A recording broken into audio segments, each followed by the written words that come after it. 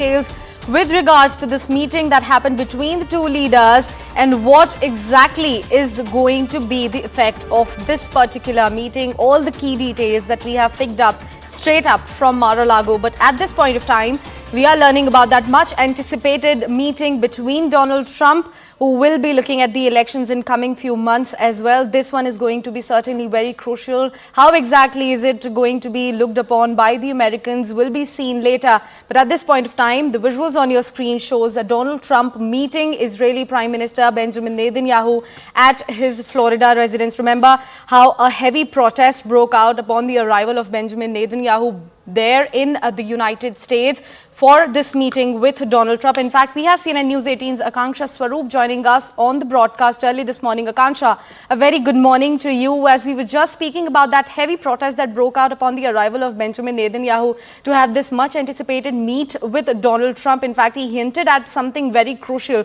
Please walk us through more key takeaways from Mar-a-Lago.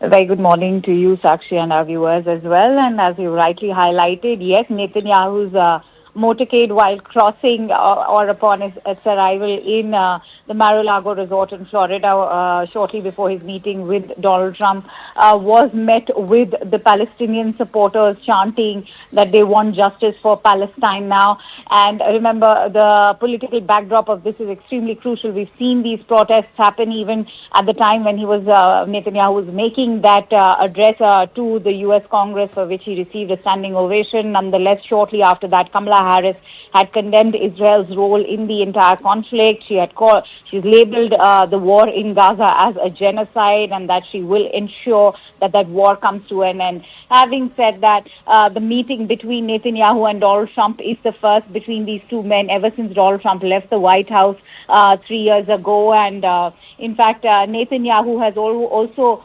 expressed his concern about Kamala Harris's comments, which criticized Israel's role. He said he's only hoping that her comments would in fact not impact the entire peace deal that they are working towards, and that it would not make a ceasefire deal harder to reach.